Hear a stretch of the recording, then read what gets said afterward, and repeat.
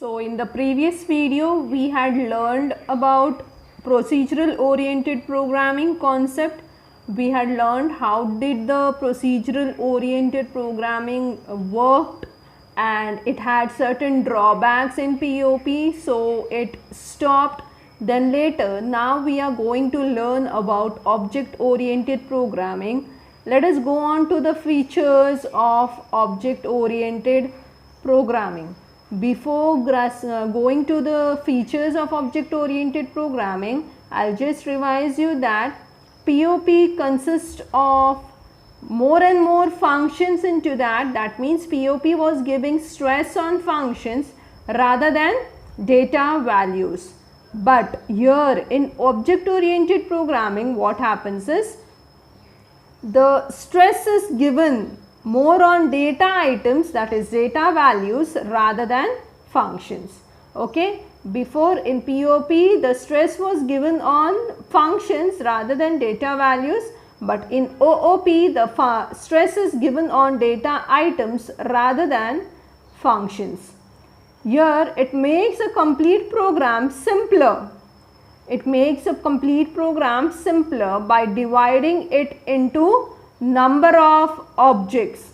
It divides the program simpler, or it makes the program simpler by dividing it into number of objects. The objects is like a bridge to flow the data from one function to another. Says that the object is like a bridge that is helping data to flow from one function to another. The concept of data hiding is used to give security in the program. Data hiding concept gives security in the program. That means the values are secured. Which values? The data values are secured. This programming has high advantage to solve complex problems. In POP what happened? It could not solve complex programs, that is it could not solve complex programs because the programs over there was very lengthy. How it was lengthy? Because the user was using more and more functions into it. So the program was type of confusing type for the users.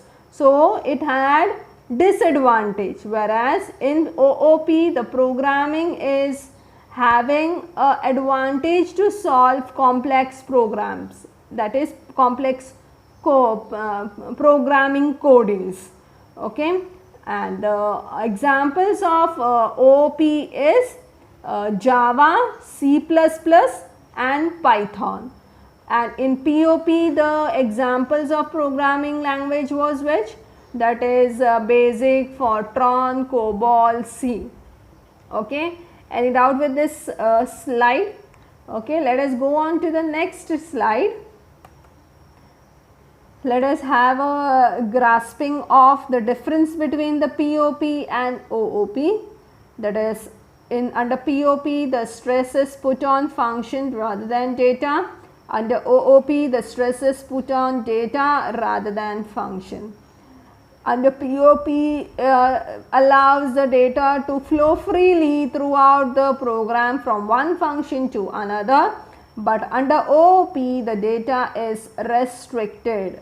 It is restricted, that is it has been used in a specified program area. It cannot move freely from one function to another.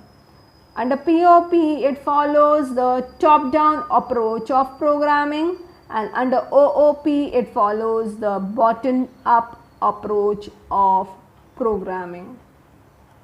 Next slide. Let us go on to the basic principles of OOP. This is the very important principles that you are supposed to follow while programming under object oriented. Okay, you all had learned this in your 8th standard. I have taught you all the important principles of OOP. You might have learnt about data abstraction, then inheritance, then polymorphism and encapsulation. Okay, let us go on I'll just repeat once again, that is data abstraction. Data abstraction says that the act of representing the essential features without knowing the background details. It is always relative to the purpose or user. So that means, what do you mean by data abstraction? It is the act of representing the essential features without knowing the background detail. Yes, you can take an example. I have told you the meaning of this in your 8th standards class. That is, for example, a person, a user is very new for driving a car. He doesn't have a knowledge, but still he feels that he has to move an accelerator of a car.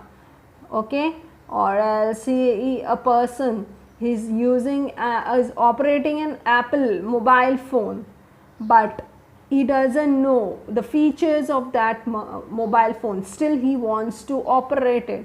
That means he doesn't know the background detail of that mobile phone, but still he wants to operate it.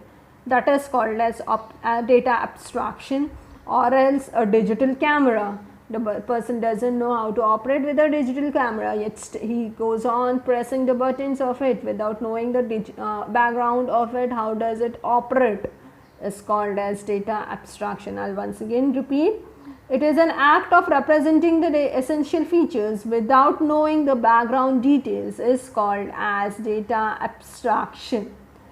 The next one, I have even told you the definition of a class in your 8th standard lecture.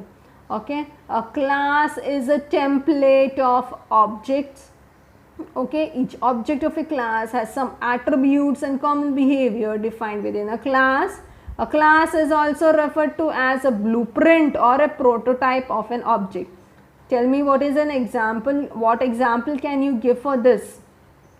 You can give the example of your own class. Okay, you belong to, right now you belong to 9th standard, you may be either in your 9th A or 9th B, or 9th A or 9th B is your class. Okay, is a template of objects. How will you refer objects to? Objects will be you yourself, your students.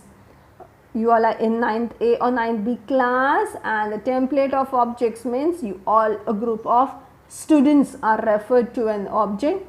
Each object of a class, each student of a class has some attributes and